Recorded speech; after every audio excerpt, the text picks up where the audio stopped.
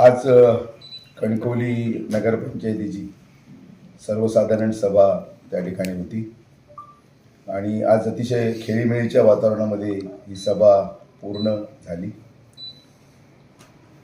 सन्माननीय सर्व नगरसेवक नगरसेविका, सत्ताधारी, विरोधी पक्ष अतिशय खेळीमेळीच्या वातावरणात सभेमधले सगळे विषयांवर चर्चा झाली।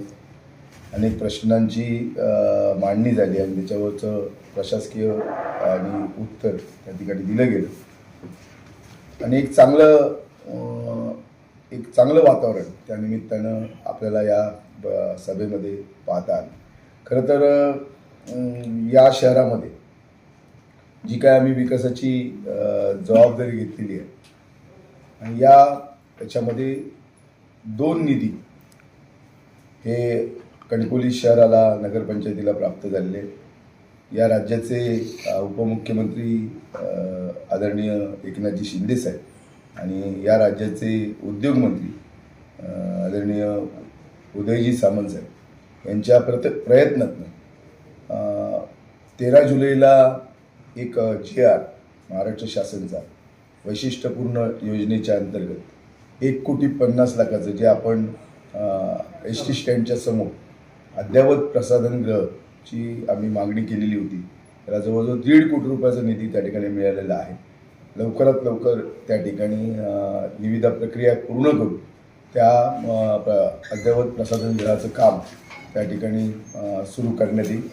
दुसरी जी आनंदाची गोष्ट आहे ती म्हणजे बातमी आहे ती म्हणजे किंवा तो GR आहे, हा जो GR आहे हा रस्ता अनुदान हा दुसरा GR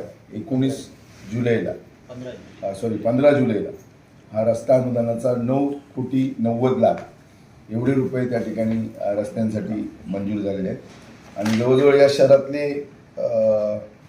4 महत्त्वाचे रस्ते कणकवली नगरपंचायत हद्दीतील मुख्य बाजारपेठ रस्ता त्या ठिकाणी काँक्रिटीकरण, कणकवली नगरपंचायत हद्दीतील पटकी देवी ते राष्ट्रीय महामार्ग क्रमांक 66 पर्यंतचा रस्ता काँक्रिटीकरण करणं, कणकवली नगरपंचायत हद्दीतील पटवर्धन चौक ते लक्ष्मी चित्रमंदिर पर्यंत म्हणजे पोलीस स्टेशनपर्यंत नाका चौक ते रस्ता काँक्रिटीकरण करणं आणि कणकवली नगरपंचायत हद्दीतील कांबळे गल्ली ते जानवली नदी गणपती साना यापर्यंतचं काँक्रिटीकरण करणं असं करून 9,90,00,000 रुपये हे त्या ठिकाणी विकासाला मिळालेले आहे।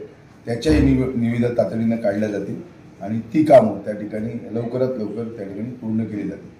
खरं तर सातत्यानं गेल्या 6 महिन्यामध्ये ज्या पद्धतीनं विकासाच्या बाबतीमध्ये निधीच्या बाबतीमध्ये ज्या पद्धतीनं आमच्या जोरदार प्रयत्न सुरू आहेत त्या प्रयत्नांना त्या ठिकाणी यश त्या ठिकाणी मिळतं आहे आणि म्हणून अनेक कामं आपण त्या ठिकाणी करतो आहे। कालच आपण जवळजवळ 14 कामांची भूमिपूजनं त्या ठिकाणी आपण केली।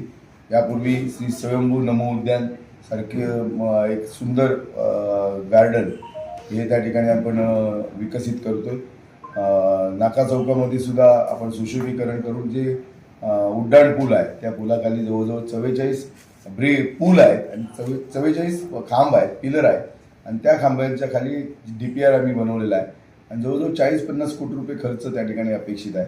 ते सुद्धा त्या ठिकाणी विकासाचं सुरुवात त्याची केलेली आहे आणि म्हणून अशी अनेक विकासाची कामे आणि अशी अनेक विकासाची महत्त्वाचे निर्णय हे शहरवासियांसाठी आम्ही त्या ठिकाणी घेतलेले आहेत आणि म्हणून सातत्यानं या शहराचा सर्वांगीण विकास व्हावा,